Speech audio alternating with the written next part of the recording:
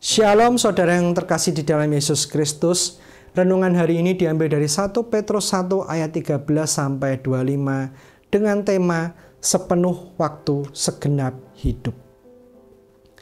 Rasul Petrus memulai dengan menyerukan agar kita mempersiapkan pikiran kita, tetap waspada dan sepenuhnya berharap kepada kasih karunia yang akan diberikan saat Yesus Kristus menyatakan diri.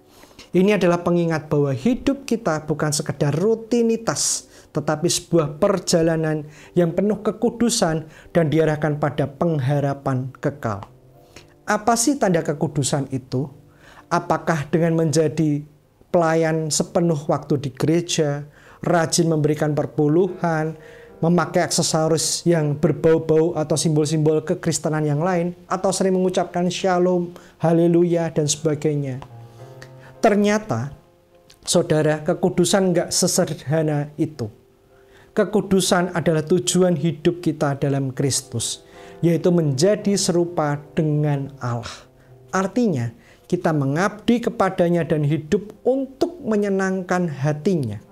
Jadi, usaha kita untuk menjadi serupa dengan Allah nggak bisa berhenti hanya pada melayani di gereja atau memberi persembahan.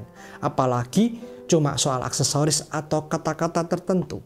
Mengabdi kepada Allah itu berarti menyerahkan diri sepenuhnya dan sepenuh hati kepadanya. Tapi tunggu dulu. Kalau tuntutannya sesempurna itu, apa ada manusia yang sanggup mencapainya? Jawabannya jelas tidak mungkin kalau hanya mengandalkan kekuatan diri kita pribadi. Tapi kabar baiknya, kita punya Roh Allah, Roh Kudus yang sudah menyucikan kita dari dosa. Roh Kudus yang memperbarui kita agar semakin serupa dengan Kristus, dan kasih karunia-Nya memungkinkan kita mentaati firman Allah. Jadi, apa bagian kita? Kita perlu mempersiapkan akal budi, menguasai diri, dan membiarkan Roh Kudus memimpin pikiran kita serta kehendak kita. Kita juga harus terus berharap kepada anugerah Tuhan Yesus Kristus yang akan datang. Dan yang gak kalah penting, kita perlu melepaskan diri dari segala nafsu dan dosa yang muncul dari kebodohan kita. Intinya, kekudusan bukan soal aktivitas luar, tapi soal hati yang sepenuhnya menyerah kepada Tuhan.